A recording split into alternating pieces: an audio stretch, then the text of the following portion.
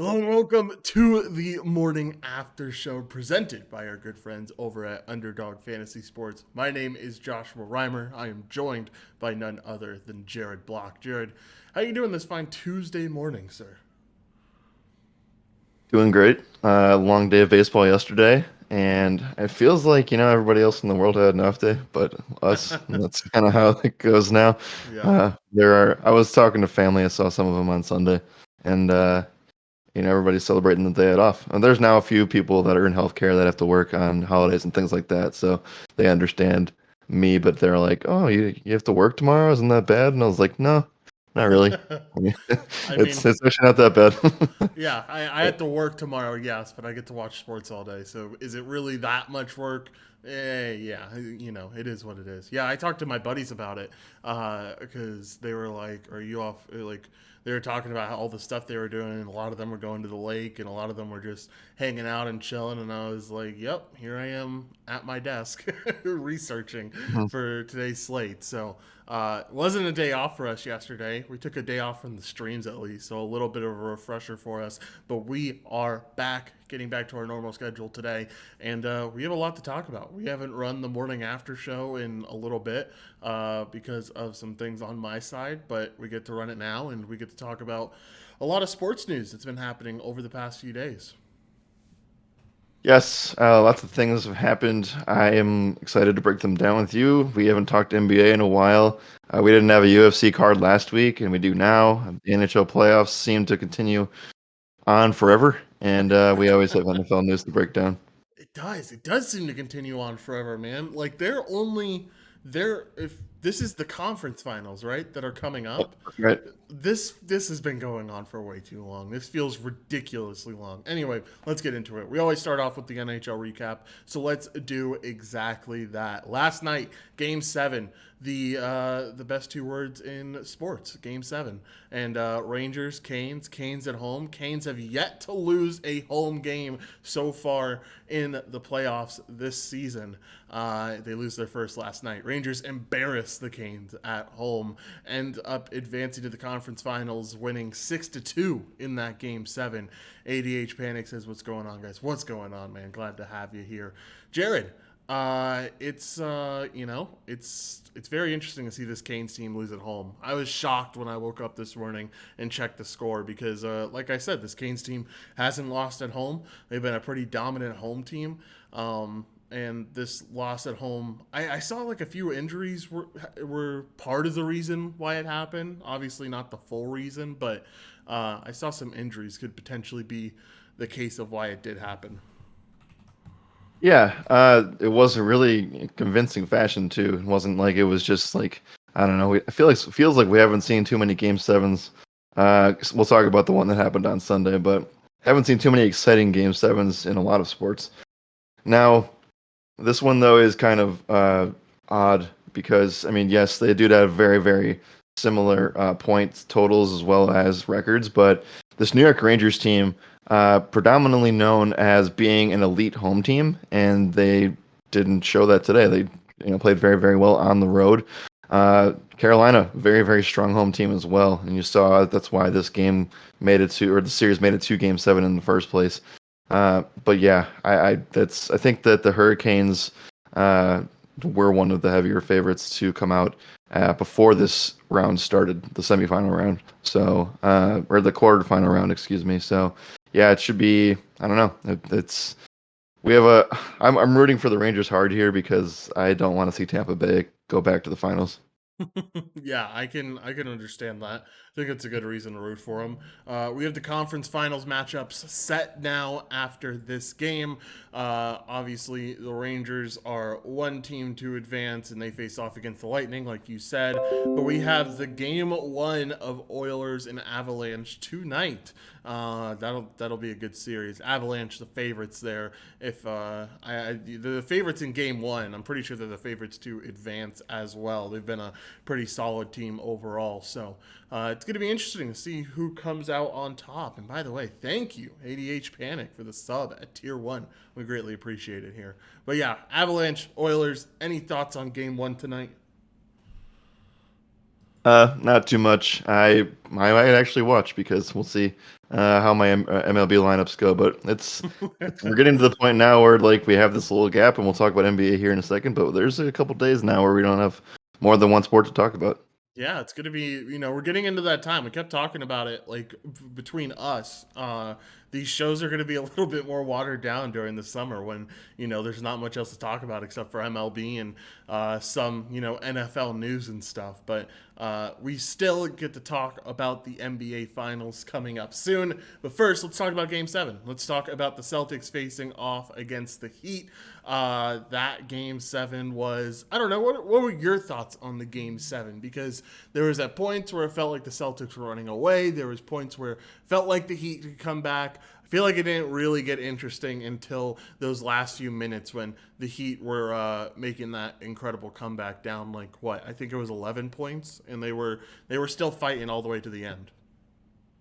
Yeah, I felt like I didn't watch the first half. I just checked my phone for some of this uh, until I got home, but it looked like at first the Heat just weren't going to show up in the first half, and then they had a bounce back second quarter, made it a little bit closer before halftime.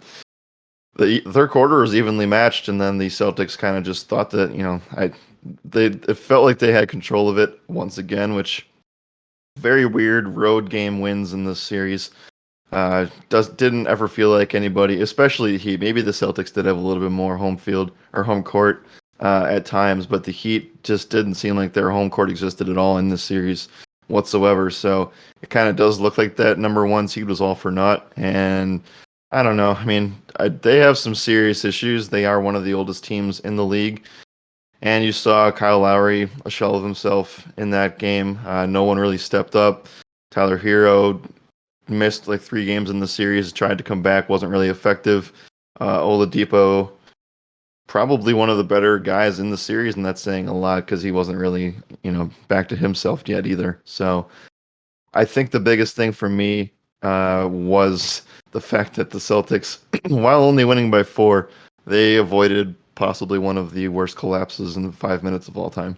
Yeah, that like if they lost that game, if Jimmy hits the three, I mean, the story is that the Celtics absolutely choked in that spot. Like and he was very close to hitting that three. I watched this whole game. Meg's my girlfriend's mom is in town and she's a big Celtics fan, and so I was like, great, Megs is going out with her friends, you and I can just watch the game and enjoy it. And my girlfriend's not the biggest sports fan ever, so I knew she wouldn't want to watch it, but we got to watch the whole game. And I'm shocked because, like you said, it doesn't seem like the Heat are showing up. If Jimmy Butler didn't have the amazing game that he did have, this would have been a blowout. It wouldn't have even been close. I mean, it wouldn't even been remotely close. But you saw the Heat come back in those last few minutes. You saw them really push to try to take the lead, and it comes all down to the Jimmy shot, which I feel like is going to be talked about for quite some time now. But Jimmy Butler, they're down by 2, I think. Yeah, they're down by 2. He comes up the floor, no one's set. He takes a running 3 and misses it pretty badly. What were your thoughts on the 3-point shot? Do you think he should have taken it? Do you think he shouldn't have taken it? What are your thoughts? Because I'm curious to hear your side of things. Yeah, no, I think he, is the only guy that's shown up on the whole team outside of that last 5 minute stretch, which was mainly facilitated by him anyway. But you talk about momentum, you talk about things that can change the game. I think that he had the right mindset in doing so. Yeah, obviously he's not the best and most clutch 3-point shooter, but he is the only guy making shots outside of the Struce thing, which we'll talk about in a little bit too. But there was no one else that he could rely on. So the fact that he was able to get that shot, he was open. So I think it was like good in theory at the end of the day. And you want your best player to take those kinds of shots, but I mean, I think it's entirely different story if it goes in, right? Because Yeah. when I was watching it, I was like, this ball's going in, and then obviously the trajectory didn't look that great afterward. But yeah, it did feel like if that was going to happen, if there was any like chance of a comeback there, that was it. So, that's the series. It again, if that were to have gone in, the Celtics still would have gotten the ball back and would have had one more possession. We don't really know what would happen. It's kind of hard to speculate what would have happened, but the Butler, the make could potentially have sealed one of the worst closeouts in a Game 7 in NBA history. So No. I don't know. We could talk about that. There's a lot of like what ifs in this series. What if Kyle Lowry actually is relatively healthy? I mean, the Celtics somehow escaped being the more. I don't know. We can debate that too. Like, there's a lot of things that are debatable in this series. So I don't know. Butler was the only guy, to answer your question, that had any sort of scoring ability in that game in entirety. No one showed up for that team outside of him, and maybe a couple spot up jumpers from a few other guys. But Butler takes the shot there. You live and die by your best player taking that shot. Yeah, I guess so. At the end of the day, things would be different if he made it. But he talked about it. He said he felt like he had an open shot and he was just going to go for it, and Yep. he felt happy with it. So at the end of the day, if he felt happy with it, there's not much else that can be said on that point. Struce's 3-pointer. What is this talking about? Because I have one thing in mind, but I'm curious if this is what we're both talking about when you have this topic point up in our notes. Yeah, so the Strus 3-pointer was in that fourth quarter, and basically, the whole skepticism around it was the fact like they had reviewed the 3-pointer because it went in, a timeout was called, and then they were just reviewing it to see if it was a 2 or a 3. But the real reason behind all that, which prompted all the drama, was the fact that his back foot may have stepped out of bounds, which would have then this whole Jimmy Butler conversation doesn't even happen if that 3 isn't made, and that's a 2. So I don't know. I think that after looking at it, I'm still indifferent on it. They made the basket good, but it could have easily gone the other way. So I don't know. I think that maybe there was a little bit more controversy going on behind the scenes than we had seen on TV. Well, okay, so I was thinking of something different. I don't know if you saw No, this, no, but in the yeah, second quarter, they had a very similar call where Struce's back foot was out of bounds when he took the 3-point shot, and they ended up overturning it in the middle of the game. And I don't know, I haven't seen something like that happen in a while, and it kind of brought to my mind like that seems kind of ridiculous. Like they took the points off the board and everything from that 3-point shot because he did step out of bounds on it. And I don't know. I don't know if you hold the same mindset, but I think it sets a weird precedent where you could go back and you could go review every call that these guys go through and take away fouls and stuff. Like it's insane the amount of precedent that you create with going back in time, seeing that he stepped out of three or stepped out of bounds and taking away his 3-point shot because he stepped out of bounds. I don't know how I feel about it. I didn't feel good. That's for sure. well, we see this way more in college than we do in the NBA, where they take away a point because they're not either were on the line or something else. You see that a lot more in college, and it's usually rectified within like the next 2 or 3 plays. But yeah, some of the stuff in this game was really weird. Again, I'm not being. I don't think there's any. I don't have any bias here anyway. But I did feel like the NBA wanted to give the Larry Bird Trophy to Boston. So we'll Yeah. talk about that in a second too. But yeah, that was weird. I don't really like the way. Like I don't really like a future of potentially changing points 5 minutes after they happen. So that's like it changes the team's next play and then your team's next 2 or 3 plays if those Yeah. things were to change without your knowledge. And maybe it's just because there was commercial break and or something along the line, or like somebody had said something during an official timeout and they made the change then. But I don't know. That one was really interesting. Did you see the people were trolling the crap out of the Miami walking back into their home tunnel thing, where like Udonis Haslam didn't play a minute in the Yeah. playoffs, but he was like crying, Yeah, like like shaking his hitting head. his head and like so upset That's about. that's brutal. That's brutal. Yeah, that is brutal. I'm watching this video because every time we talk about a game, I have it pulled up on ESPN just to talk about any stats that I want to talk about. And ESPN always has these videos running of certain highlights. And the highlight that they have playing right now is Bam ripping off his jersey completely after the Mm. loss. Like, just absolutely tears the thing in half from the front, like a Superman tear almost. It's pretty incredible to watch. But yeah, I don't know if you knew this, Jared, but each of the last 3 seasons, whatever team has beaten Jimmy Butler has gone on to win the NBA Finals. So gives some Right. precedence to that Celtics team. Also gives some precedent to the Celtics team because I don't know if you knew this one either. Every single champion over the last 22 years has had a New York Knick on the roster. The Celtics are the last team, Jared. They were the last team in the playoffs to have that New York Knick on the roster, and Nick Stauskas. So, Oh, hey man, it's happened every single year for the last 22 seasons. So something's who is got the to Bucks? go.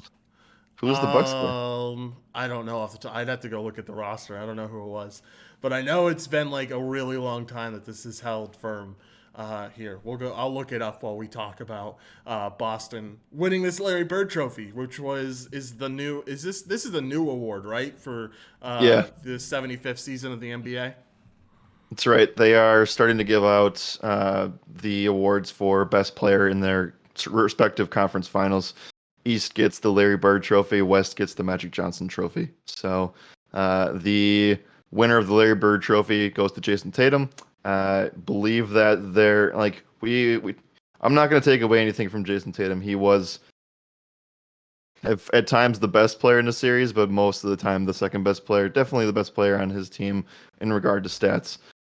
You can make the case that Marcus Smart's the MVP of their team or their captain, etc., but he deserves this award. Thought for a second that Jimmy Butler might get the award, but that would have been really awkward, especially in the first year of that for that player. So I don't know. I think that the Jayson Tatum media storyline thing continues here, and not to take away anything from them. I get it, like, but they're looking for their next star here, and they've been waiting for the Jayson Tatum thing for a long time, and now it's here. By the way, things are coming up about him bringing up the fact on television that he had texted Kobe Bryant's old cell phone. They leave the line open for all the players who want to reach out to him, and he shared that on TV, stating that I think that the text he sent was, "I got this," Yeah, or I got you, or something. I thought it was something cool. like It that. Yeah, made me it's cool. happy. It's cool. Yeah, for sure. All right. Warriors and Celtics. This is our NBA Finals that we have. A Lakers' worst nightmare. Game one on Thursday in Golden State. This should be a good one, man. What are the odds at right now for this game one? Do you know?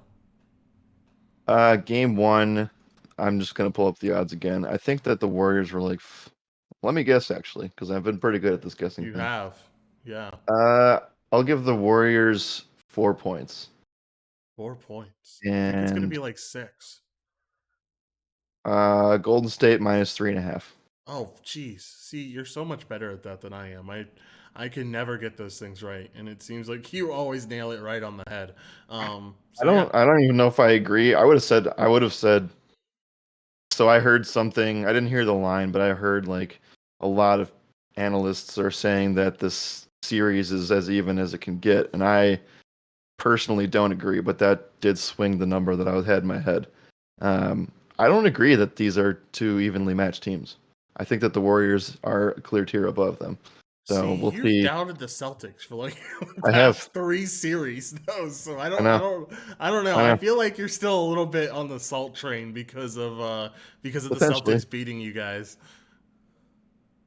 Yeah, potentially. I mean, I'm always of the mindset like that I kind of would like to see the team that eliminated my team winning it. Yeah. But on the other side, I do think the Warriors are the healthier team. They're also getting Andre Iguodala back. I don't know how much that actually makes count into any of this, but the Warriors are the healthier team. They're going to have, I don't know, where do you rank? I guess the biggest question here is where do you rank Jayson Tatum in this series in terms of skill between all of the guys playing? I feel like he's number. I don't know. I mean, at the end of the day, it's just a conversation of do you rank him higher than Clay, right? And I don't think I do. Mm, I think he's the number two, right? yeah, I think he's I number think the two. real question comes down to, Steph is the number one. I think we can all agree upon that. He's been here before. I think that's the most important thing is that he's been here before, and the Celtics team hasn't been here before. I think Steph is number one. I think Tatum's number two. I think it really comes down to where do you rank Thompson and Brown, and then after that, where do you rank Poole? And you keep going down the list, obviously, but like I think it's a really interesting conversation to say who's the better number two. Is it Klay Thompson or is it Jaylen Brown? D. Ruff says Celtics can play perimeter defense. Smart, Horford, and Williams are going to play huge factors. I will counter that point to say that the Warriors are a very good defensive team as well. Kevon Looney's been playing his ass off. This is a team that should go big with them. I mean, Looney's going to have a huge role in this playoff, and if he even performs 75% of what he's been doing throughout the playoffs so far, it's going to be huge for this Warriors team.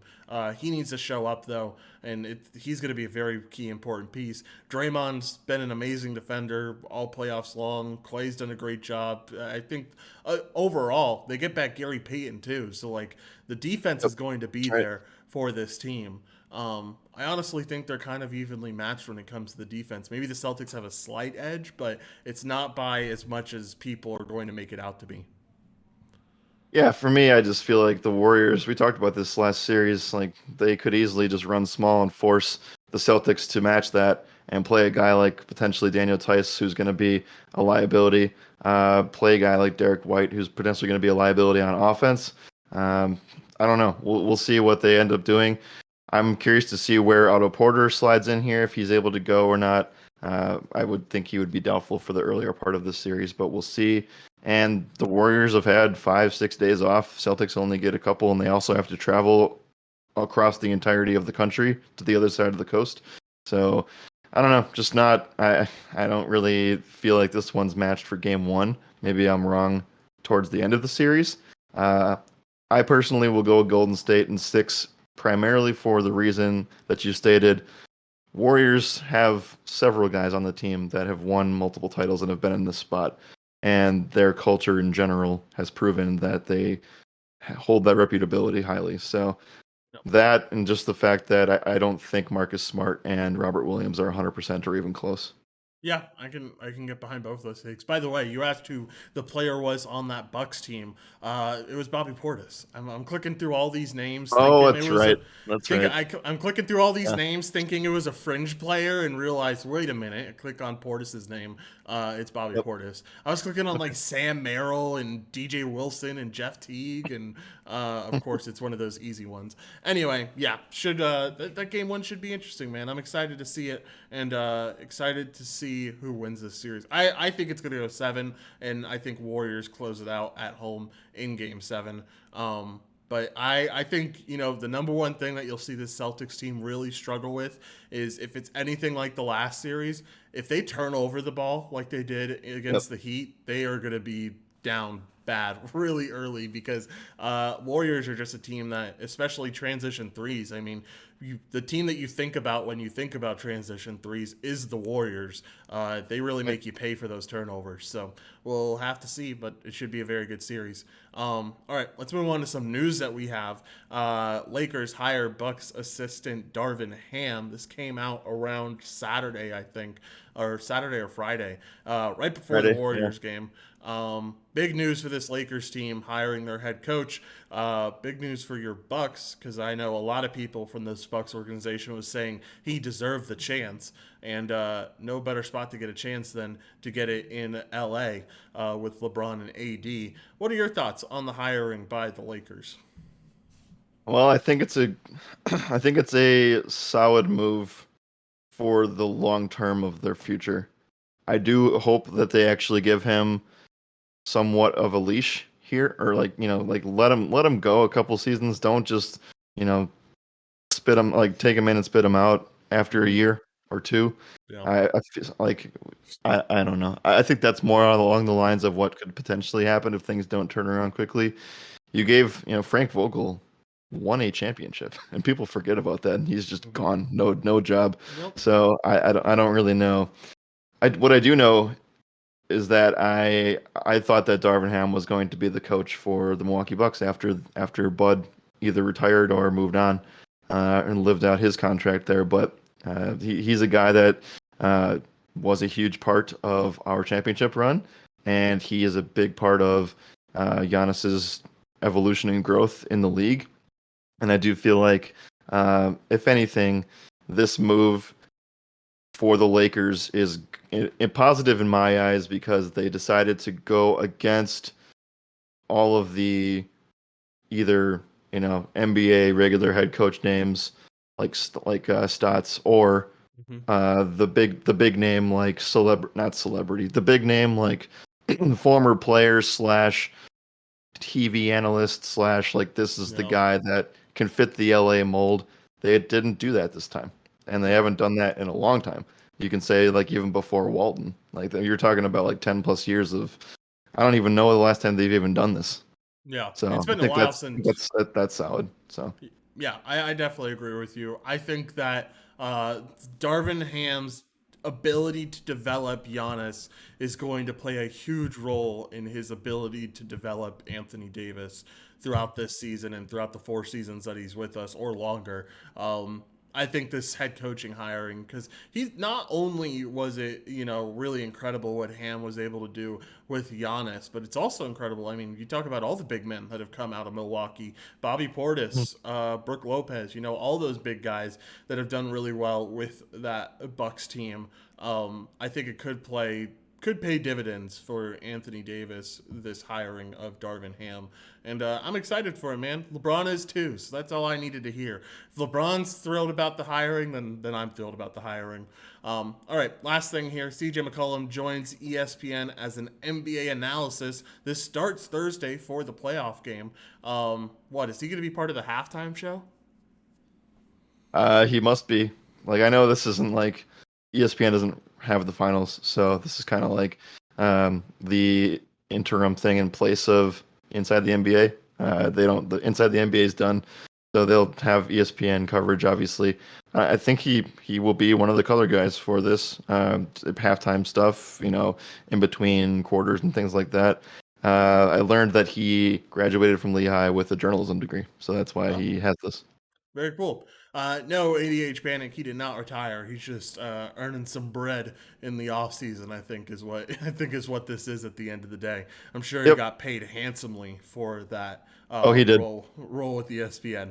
All right, let's move on to NFL news. Not a lot has happened since we last talked about sports news, but with the NFL, we did get the news. David Njoku agrees to a 4-year, $56 million deal. Jared, quite a lot of money for a guy that does not play that much. But this Right. makes him one of the highest paid tight ends in the NFL now, and a position where they're going to have to kind of be relying on him to be that guy now at tight end. What were your thoughts on the deal for Njoku?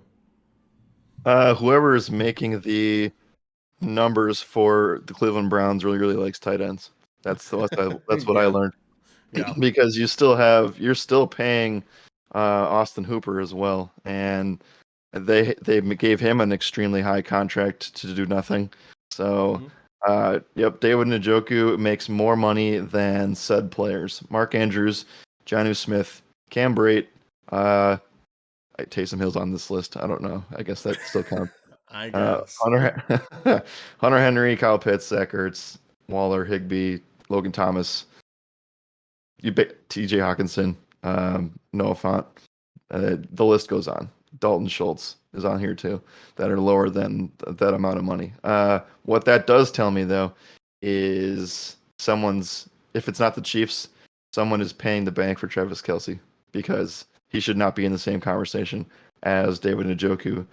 Travis Kelce makes only that deal is made $1 million above Njoku's, and Kelsey makes only like 100,000 more a season than Njoku does at this point in time. Hey, don't forget Austin Hooper not on that Browns team anymore. Went over Ah, to the Titans in the offseason on that one doesn't year matter. six. Yeah, it doesn't matter. But you're right. I just couldn't remember. Excuse me. I couldn't remember what that contract was that you were talking about for Hooper. I knew it was big, just didn't know the numbers on it. But 4 years, $42 million. So you were definitely right in saying that it was quite a lot of money. Okay. Last thing, or not the last thing, a few more things for NFL news.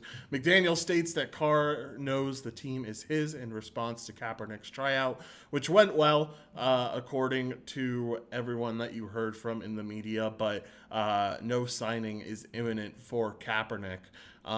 What were your thoughts on the whole Kaepernick workout? I don't know. I felt like I didn't really see a need for this Raiders team to try to do that. But what are your thoughts? Yeah, I mean, I think that they are just doing due diligence and keeping their eyes open for a backup situation because they don't have that guy right now. They have Marcus Mariota who went to Atlanta. So, No. um, I don't know. I mean, I know that it's going to be. Well, people forget that Josh McDaniels is the head coach there now. So that Yep. we'll see how it turns out. It doesn't seem like they ever thought it was going to be something for a starting job, and I think that Derek Carr is obviously the best guy in the job there. But I don't know, who do they even have that's even comparable. Like they don't have depth charts aren't available right now to look at, but I'm looking to see who they have right now. Yeah, I don't know. I don't think I'm not really sure who's next up on that quarterback list, but I'd be curious to know what where they're at with their quarterback because Oh, they obviously signed Carr. Garrett Gilbert. Ah, yes, of course, Garrett Gilbert. Great backup QB. Yeah, no wonder they're trying out other QBs. Should be interesting to see what happens there. But also, last but not least, Saints expect Michael Thomas and Jameis Winston to be ready for camp. This is going to be interesting, man, to finally see Michael Thomas back on the field. I know I'm excited, and it's going to be a situation that's going to be, it's either going to prove a lot of people right or going to prove a lot of people wrong. Because I know people are very firm on their stance on Michael Thomas, and you kind of have people on two sides of the fence almost. Yeah, I'm a believer. Still will be. Always have been. I even drafted him, and he didn't play the entire year. So that's where I'm at with that. But people will forget again that the Saints are going to be the second best team in that division, and it only takes a few injuries from the Bucks to make them human too. Not saying that there's definitely like tiers off of each other, but they will be better than Atlanta. They will be better than Carolina, and they do have Chris Olave. They do have Jarvis Landry. Traquan Smith, if he's healthy, comes back. Kamara, we'll see what happens with like. Do we even know what the standing thing was from the Pro Bowl? I don't know. No. Maybe that gets swept under the rug. But Jameis Winston, Taysom Hill, this team is solid, and the defense got some good players too. So I'm very interested to see what happens with Olave, Landry, and Michael Thomas. Yeah, I've heard some good things about Olave, man. Winston's been talking very highly about him, so should be interesting to see if he lives up to the hype. I think that'll be exciting this season for that Saints team. All right, let's move on to MLB recap. Talk a little bit about what's going on here.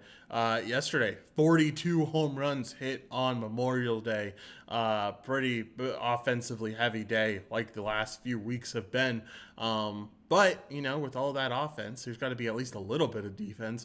And we saw some of that defense in the Rangers Rays game last night. First inning, we saw Eli White have an incredible catch to Yep. rob G-Man Choi. I watched this live. This was thrilling because you knew my take on Glenn Otto.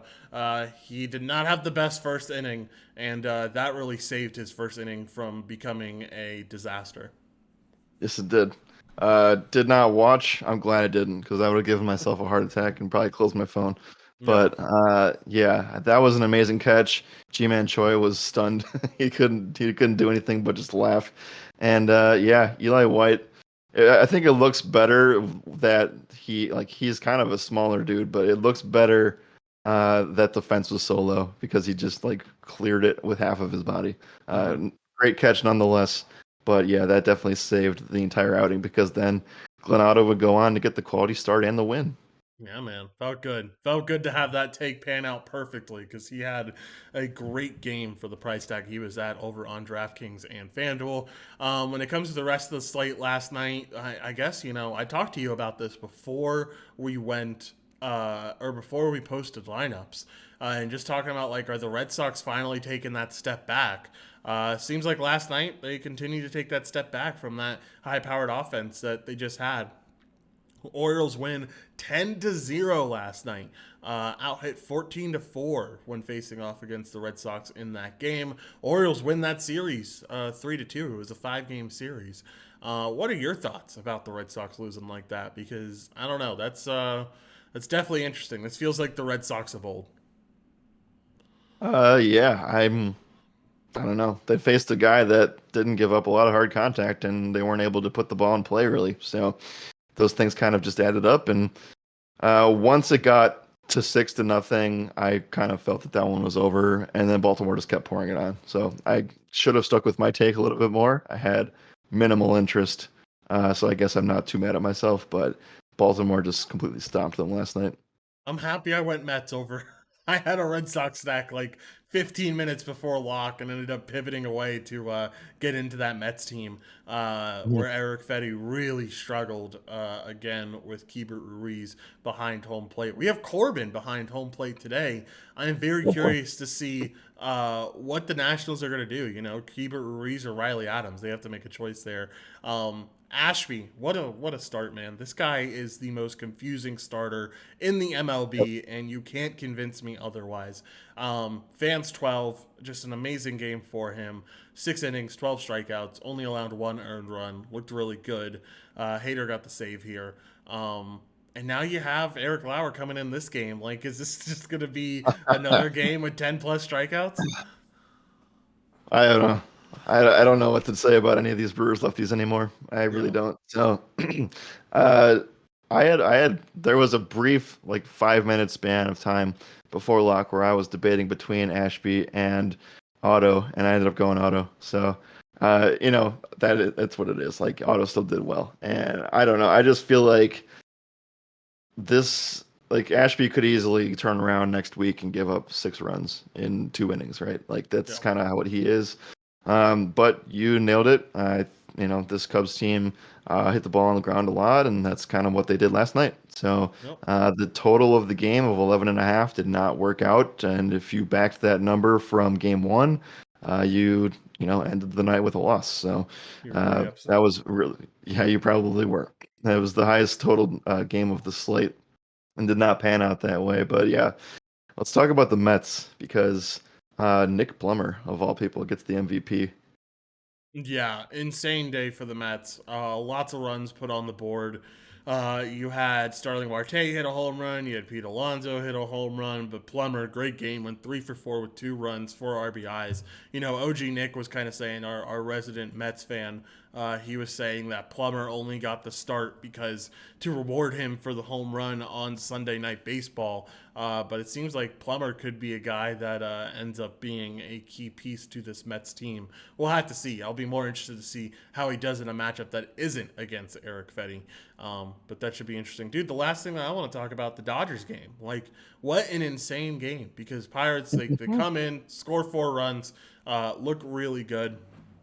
Yep. Dodgers start climbing back slowly but surely, and then in the top of the ninth inning, Pirates end up having a weird hit that should not have been a. There's a man on second. He had a laser that he hit the first base. It ricocheted off the first baseman's glove, and the guy from second was able to come all the way home just off of that hit. It was insane. But Pirates win the first game. They were like plus 300, which is Yep. some pretty insane odds. I don't know. I saw a few tweets out there last night that said no one should be plus 300 underdogs in the MLB. It's just there's too much variance in the sport for that type of number Yeah. to happen.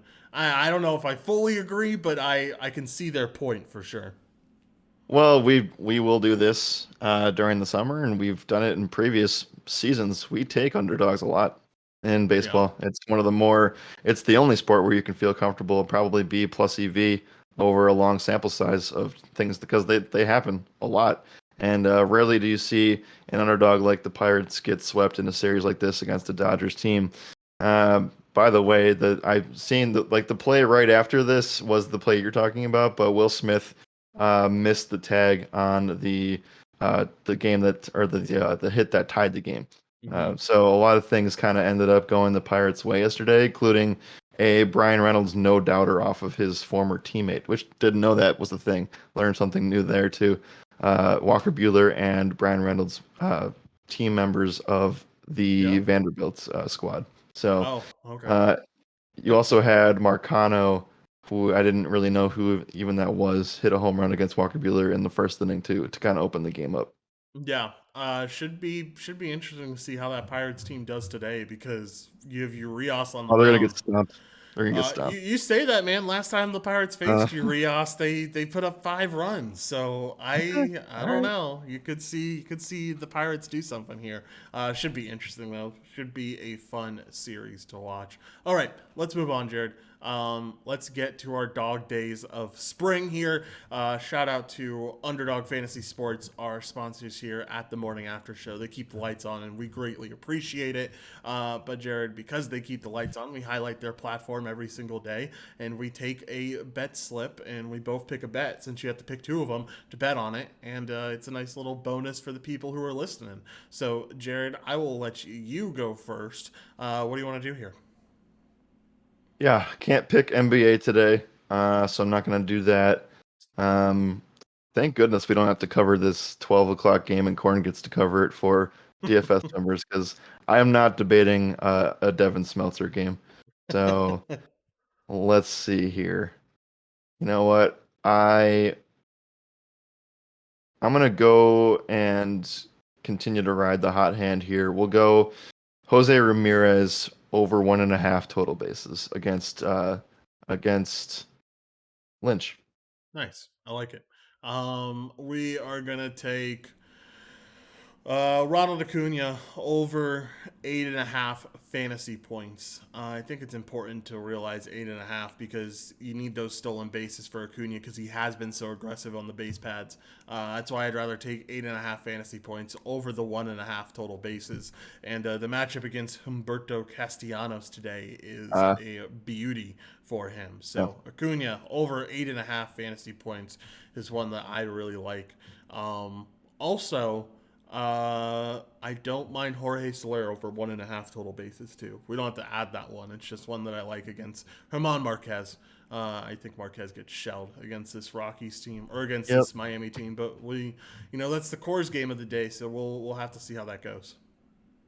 Yep. I like the Ronald Acuna call. He has been really aggressive. I do think he's on pace for a 30-30 type of year. So I think I like that quite a bit. And pairing him up with Jose Ramirez does feel pretty solid today. By Yep. the way, the Lindor spot uh, made it very, very easily yesterday too. I know Yep. that some of our stuff in the Discord panned out with Lindor, and yeah, I think that if you guys want some more underdog plays, want some more props and things like that, we're continuing to pump out content in relation to it, whether it's underdog prize picks or whatever the case is. There, you can find it on the Discord, and you can actually go to the button that's right below our faces here if you're on mobile, and you can click on the Discord link and go from there. So that's where we do it. It's 100% free, and shout out to Underdog for being awesome. Yes. Shout out to Underdog for sure. All right, Jared. Any final thoughts before we get out of here? Not too much. Nice full slate of baseball today. We actually have one main slate finally. It's 13 games, and we will have fun doing that one because that's going to be a tough one to get done in an hour on a podcast. But Oh yeah. we are we're stoked for it. Great way to end the month of May, and hopefully we can stay hot during the month of June. Yep, DFTP goes live soon. That's going to be our first rundown of the slate with you guys, and that'll be posted up on Spotify and all streaming platforms relatively soon. But Jared, let's get out of here. Thank y'all for listening. We greatly appreciate it. And as always, my name is Joshua Reimer. Good morning and good skill.